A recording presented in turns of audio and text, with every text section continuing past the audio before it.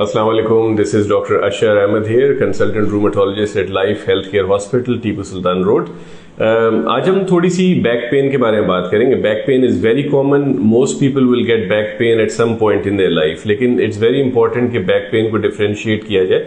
कुछ back pain जो ज़्यादा अरसे रहते हैं वो बहुत इंपॉर्टेंट है उनको डायग्नोज करना और उनकी असेसमेंट करवाना. खुसूसी तौर पे रूमेटोलॉजी के अंदर एक कंडीशन एंकिलोजिंग स्पॉन्डिलाइटिस नाम की है जिसको हम ट्रीट करते हैं. इसके अंदर जो अलामात होती हैं वो लोअर बैक पेन, ख़ास तौर पे रात के टाइम होना और सुबह के टाइम मॉर्निंग के टाइम पे स्टिफनेस होना जो कि आधे घंटे से 1 घंटे तक लास्ट करती है और एक्टिविटी से इम्प्रूव होती है. सो इसको हम इन्फ्लेमेटरी कैरेक्टर बैक पेन कहते हैं और ये अक्सर एंकिलोजिंग स्पॉन्डिलाइटिस और इससे रिलेटेड डिसऑर्डर्स के अंदर पाया जाता है. एंकिलोजिंग स्पॉन्डिलाइटिस रूमेटोलॉजिकल कंडीशन है जिसके अंदर जो स्पाइन है उसके अंदर सोजिश का अमल होता है और एडवांस केसेस के अंदर स्पाइन जो है वो फ्यूज हो जाती है जिसकी वजह से मोबिलिटी के अंदर रिस्ट्रिक्शन होती है और दीगर पेचीदगियां पेश आती हैं. कुछ इसके साथ जो एसोसिएटेड प्रॉब्लम्स हैं, स्किन सोराइसिस का होना, उसके अलावा इन्फ्लेमेटरी बाउल डिजीज जैसे क्रोन्स डिजीज और अल्सरेटिव कोलाइटिस और अक्सर आंखों में सोजिश, आयराइटिस, यूवीआइटिस वगैरह ये प्रॉब्लम्स भी होते हैं. ये एक इन्फ्लेमेटरी कंडीशन है जिसके अंदर जिस्म के अंदर सोजिश होती है.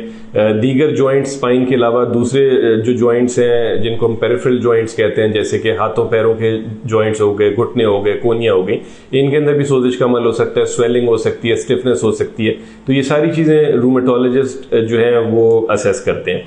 ये ट्रीटेबल कंडीशन है. अगर इसके ट्रीटमेंट बर वक्त ना किया जाए तो फिर प्रॉब्लम्स पेश आते हैं.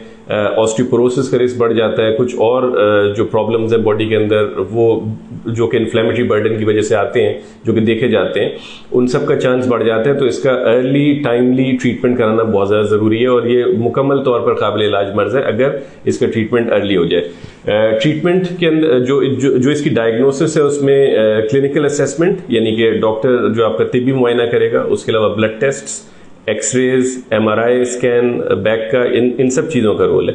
जब डायग्नोसिस कंफर्म हो जाता है तो फिर इसका ट्रीटमेंट पेन किलर्स के ज़रिए, फिजियोथेरेपी के ज़रिए और बायोलॉजिकल ट्रीटमेंट के ज़रिए किया जाता है और treatment is very very successful और बहुत अच्छे आउटकम्स हमारे पेशेंट्स के.